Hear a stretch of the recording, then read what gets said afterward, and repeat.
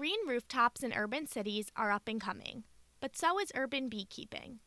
After reviewing honey beehives at Fairmont properties in Canada and connecting with Tony Burnham of the Beekeepers Alliance in Washington, two Fairmont culinary employees took initiative.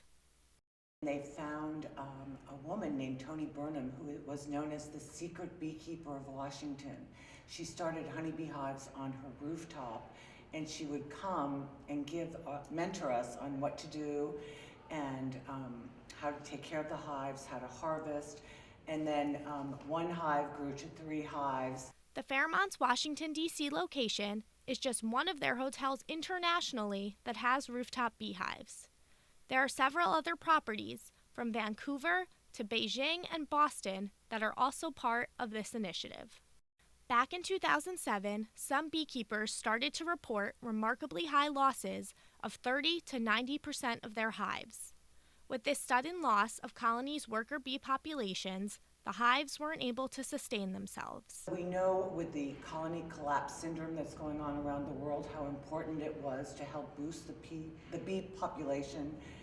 And so in addition to our 3 honeybee hives, we also installed a pollinator bee hotel on the roof, which attracts pollinator bees.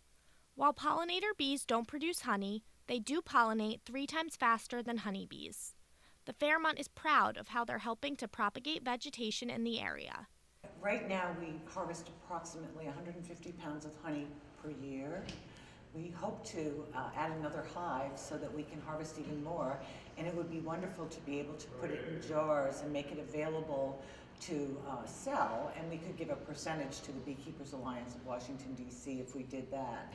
And in terms of helping the environment as a whole, the Fairmont, Washington, D.C. is dedicated to their community.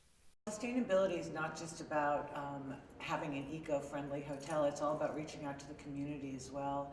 And we have many initiatives and many organizations that we like to support here in the city.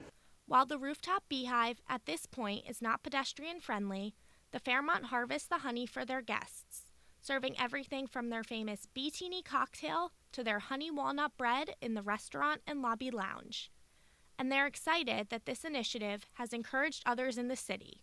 Right next door, the World's Wildlife Fund has joined in their efforts. Just a few months ago, they too installed rooftop beehives of their own.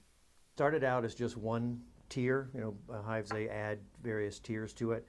And we're now, one of them is 3 and one of them is 4 tiers, so they've grown very rapidly. We've harvested honey from them.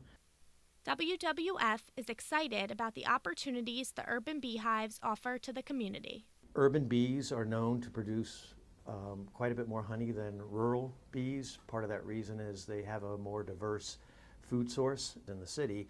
You've got people's gardens, you have all sorts of different types of flora that they can feed off of.